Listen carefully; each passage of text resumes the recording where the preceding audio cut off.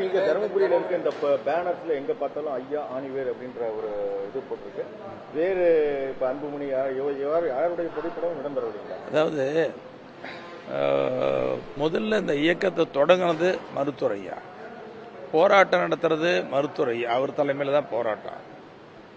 7 நாள் சாலை மறியல் போராட்டம், பல போராட்டங்கள், மாநாடுகள், பொதுக்கூட்டங்கள், பேரணிகள்னு ஏராளமான பொதுக்கூட்டங்கள், பேரணிகள், மாநாடுகள் அவர் ஐயா தான் நடத்தினார்.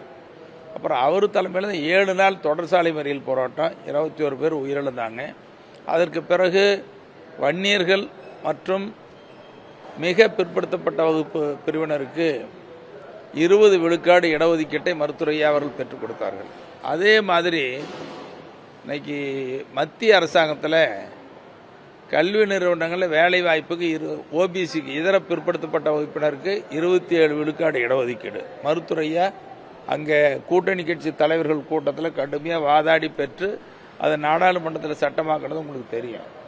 அதே மாதிரி மருத்துவ பட்ட மேற்படிப்பில் பட்டியல் இன பழங்குடியின எஸ்சி எஸ்டி மக்களுக்கு இடஒதுக்கீடு காலங்காலமாக இல்லாமல் இருந்தது.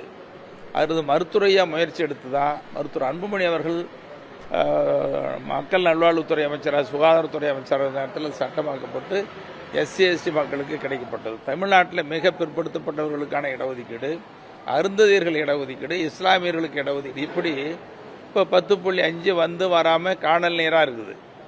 இப்படி 6 இடஒதுக்கீடுகளை பெற்றுக் கொடுத்தவர் மருத்துவர் ஐயா. அதே மாதிரி ஒட்டுமொத்த தமிழ்நாட்டின் வளர்ச்சிக்கு பாடுபட்டவர் மருத்துவர் ஐயா. அதனால தான் எல்லா புகழும் இறைவனுக்கேன்னு இஸ்லாமிய பெருமக்கள் சொல்கிற மாதிரி எல்லாருக்கும் காரணம் மருத்துவர் ஐயா, எல்லா புகழும். அதுக்காக தான் அன்றைக்கி அந்த மாதிரி வச்சுருக்கிறாங்க. இது ஒன்றும் பெரிய பிரச்சனைகளுக்கு உண்டாக்காமல் ஊடக நண்பர் நீங்களே எங்களுக்கு ஒத்துழைக்கணும். இது பாட்டாளி மக்கள் கட்சியினுடைய வளர்ச்சிக்கான பொதுக்குழு போதும். மாம்பழ சின்னம் ஒதுக்கியிருக்காங்க. அதாவது என்னன்னா அது இல்ல தேர்தல் நடத்தி நீங்க போயிருக்கீங்க, ஆனா இது வரைக்கும் எதுவுமே சொல்லல. இது இந்த நேரத்தில் மட்டும் சொல்லுங்க. பிளே ஸ்டோர் மற்றும் ஆப் ஸ்டோரில் இருந்து பாலிமர் செயலியை QR கோடு மூலம் பதிவிறக்கம் செய்யுங்கள். செய்திகளை உடனுக்குடன் பெறுங்கள்.